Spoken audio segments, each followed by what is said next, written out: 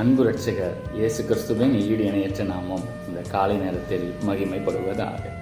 சங்கீதம் 1:3 கடைசி பகுதி இப்படி சொல்லுகிறது, அவன் செய்வது எல்லாம் வாய்க்கும்.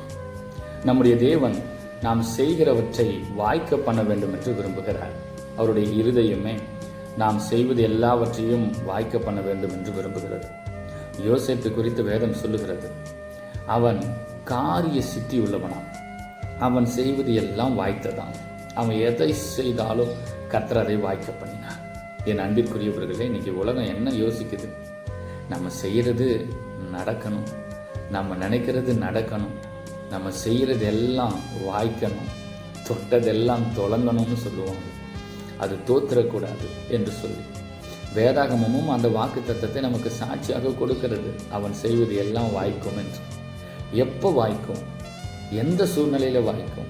அவருடைய வசனத்தின் பேரில் பிரியமாக இருந்து இரவும் பகலும் அதை நம்ம காத்து கொள்ளும் பொழுது அவன் செய்வது வாய்க்க பண்ணுகிற ஒரு தேவன் இருக்கிறார். நீங்கள் செய்கிறது வாய்க்கும். யோசேப்பை போல, தானியேலை போல, அவனுடைய காரியம் ஜெயமாக இருந்தது போல. அவங்க வாழ்க்கையிலெல்லாம் ஃபெயிலியர்ஸ் கிடையாது. யோசேப்பு வாழ்க்கையில் ஃபெயிலியர் கிடையாது. தானியேலுடைய வாழ்க்கையில் ஃபெயிலியரே கிடையாது. என்ன செஞ்சாலும் ஜெயமாக இருக்கும். காரணம் என்ன?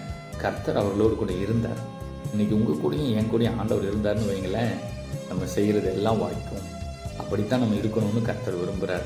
அவரோடு நம்ம இருப்போம். நம்மளுடைய வாழ்க்கையில் எல்லாவற்றையும் கர்த்தர் நமக்கு வாய்க்க பண்ணுவார். இயேசுவின் நாமத்தில் ஆமென், ஆமென்.